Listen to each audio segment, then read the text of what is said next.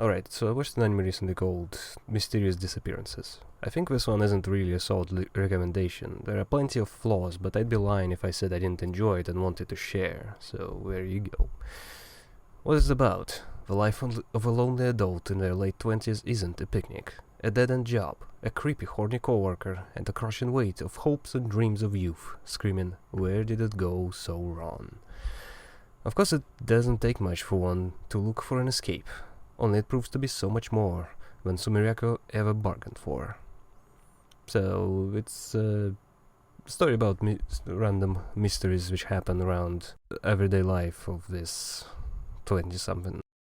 So, what did I enjoy? I'm a sucker for supernatural nonsense in a modern day setting, or a medieval one, or any really. This kind of situation where real and supernatural mix in a believable way, almost as if there's a mystery just behind the corner, in real life. This sort of thing is just my cup of tea. There are plenty of stories like this in anime. Most recently for me it was Dark Gathering. Before that, Ramune and Bunny Girl come to mind. It's in games too, like Scarlet Hollow or Blackwell for example. This idea is flexible and can be turned into anything, be it comedy, horror, romance, or some sort of fighting story, it doesn't really matter. And I don't think I will ever have enough of it. Characters were okay, but I specifically want to praise Sumirako, who, the main woman, is... I would like to praise her relatability. Granted, I'm not a hot chick with a giant set of tits on me, but the way she lives, how lonely and despair-filled her life is, it's beautiful. I think everyone can look back on their life and think about all those moments where they showed promise, when there was so much hope for the future. In her case, it was writing an award-winning novel in school, and ever since then, nothing from her ever got any notice or publisher's approval. So she spends her days away working in a bookstore which is seemingly on its last legs, writing drafts and failing over and over again to do anything worthwhile. If there ever was a character who I could connect to, then this is it. And I suppose I enjoyed the dynamic Otto and Sumirako shared. The other characters had some mildly interesting moments between them too, but this particular one progressed and changed over time, and well, that moment at the end was a real tearjerker. Can't say it didn't get to me. Honestly, a lot more powerful than the actual ending of this series. So what did I dislike, or more like, what did I think are the flaws? So, first of all, and this is a big one, there's sexualization. Or fan service. I think if you've seen your promotional material, you'll immediately see what I'm talking about.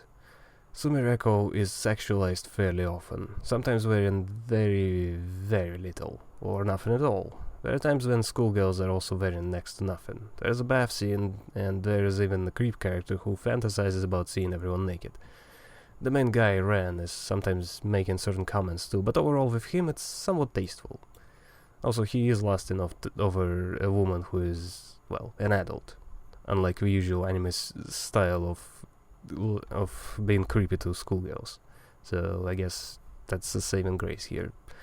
Still, just is what this anime is definitely not appropriate, which is a shame because if not for that, I think it could be an okay recommendation to watch for parents and kids. I just don't think there's enough understanding for kids about what kind of troubles an adult would be going through. And this show fairly well shows about how shitty the life could be while not really making it too dramatic. After that, I'd say that pacing and animation are not great either. Sometimes moments drag on, sometimes there is an obvious plot point which gets revealed after 20 hints were dropped, which then also gets explained. Sometimes there is also an awkward moment with a camera positioned dead center of Sumirako's crotch, and it drags on for a few more seconds than would be comfortable. It's just not very well done.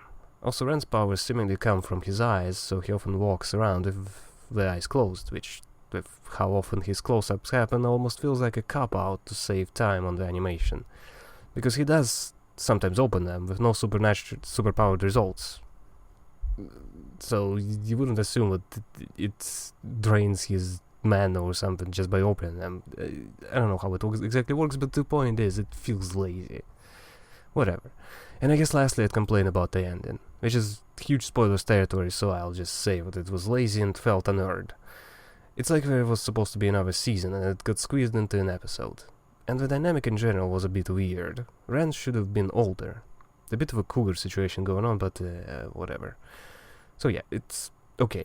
and I enjoyed it, but I feel weird recommending it. There are definitely a bunch of anime titles like this, and actually UP Psycho comes to mind when talking about games. That game is filled with annoyances and stupid decisions, but I sure as hell enjoyed it, and I can't really recommend it. Same with this.